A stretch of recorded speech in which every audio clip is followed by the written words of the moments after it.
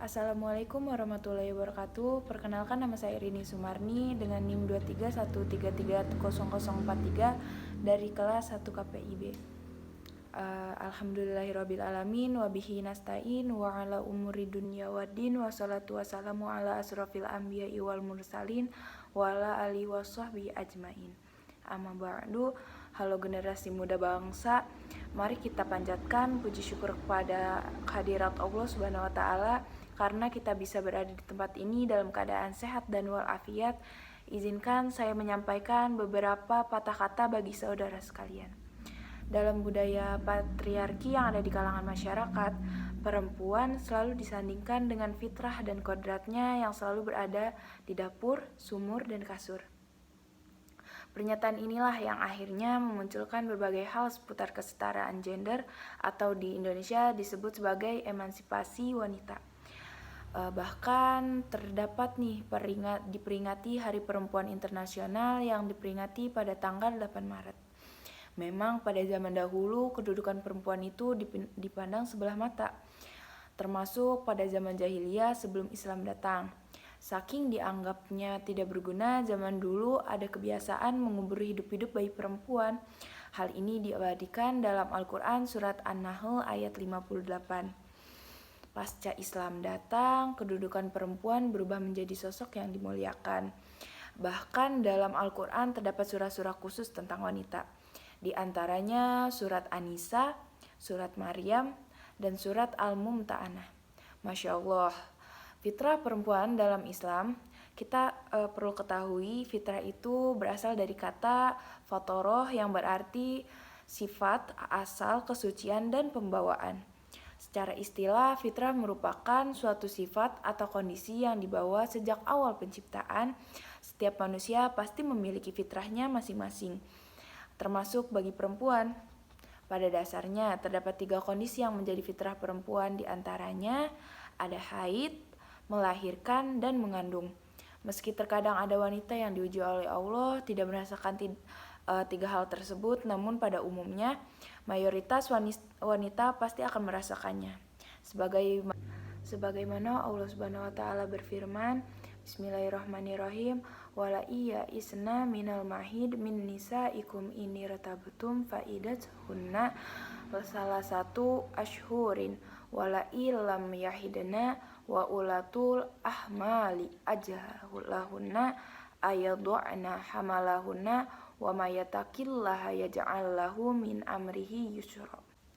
Yang artinya, dan perempuan-perempuan yang tidak haid lagi atau menopause di antara perempuanmu, jika kamu ragu-ragu tentang masa idahnya, maka masa idah mereka adalah 3 bulan. Dan begitu pula perempuan-perempuan yang tidak haid lagi dan perempuan-perempuan yang hamil waktu masa idahnya itu ialah sampai melahirkan kandungannya. Dan barang siapa yang bertakwa kepada Allah Subhanahu wa taala, niscaya Allah menjadikan baginya kemudahan dalam urusannya. Quran surat At-Tolaq ayat 4. Nah, ada yang lebih istimewa lagi nih dari fitrah yang dimiliki oleh perempuan.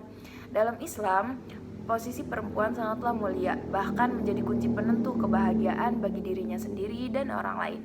Sedikitnya terdapat 3 fitrah nih perempuan dalam Islam. Di antaranya, yang pertama, ketika anak perempuan masih ada dalam asuhan orang tuanya, ia menjadi perisai bagi kedua orang tuanya dari api neraka.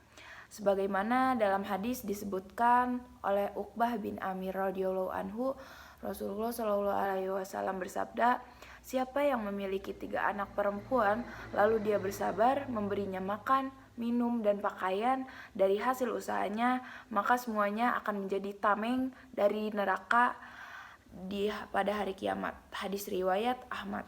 Yang kedua, ketika perempuan telah menikah, ia akan masuk surga bila ikhlas dan taat lillahi ta'ala terhadap suaminya. Yang kedua, ketika perempuan telah menikah, ia akan masuk surga bila ikhlas dan taat lillahi ta'ala terhadap suaminya. Hal ini disebutkan dalam hadis dari Abdurrahman bin Auf radhiyallahu anhu, Rasulullah bersabda, apabila wanita salat 5 waktu, puasa di bulan Ramadan, menjaga kehormatannya dan menaati suaminya, maka disampaikan kepadanya, silahkan masuk surga dari pintu manapun yang kamu inginkan. Hadis riwayat Ahmad. Yang ketiga, setelah dikaruniai anak oleh Allah Subhanahu wa taala, perempuan menjadi pintu surga bagi anak-anaknya. Dari Jahimah As-Salami radhiyallahu anhu, ia pernah mendatangi Rasulullah dan bertanya, "Ya Rasulullah, saya ingin ikut berjihad. Saya datang untuk meminta pendapat kepadamu." Rasul bertanya balik, "Apakah kamu punya ibu?" Jahimah menjawab, "Ya, masih ada." Lantas Nabi Shallallahu Alaihi Wasallam bersabda, "Selalu dampingilah ibumu karena surga di bawah telapak kaki ibumu." Hadis riwayat Nasai. Nah, dapat kita simpulkan nih bahwa menjadi seseorang perempuan itu adalah sebuah anugerah yang dapat kita berikan oleh Allah. Bahkan dalam Al-Quran pun seorang perempuan begitu dimuliakan. Masya Allah, semoga kita di sini kita dapat ambil pelajaran menjadi perempuan bukanlah hal yang mudah. Akan tetapi betapa Allah memuliakannya kita sebagai seorang perempuan, maka kita harus bersyukur nih atas apa yang Allah berikan, dan semoga kita menjadi perempuan yang solehah dan dapat membawa orang tua dan orang yang kita sayangi ke surganya Allah. Terima kasih, mohon maaf bila ada kekurangan, mohon maaf bila ada kata-kata yang salah. Wassalamualaikum warahmatullahi wabarakatuh.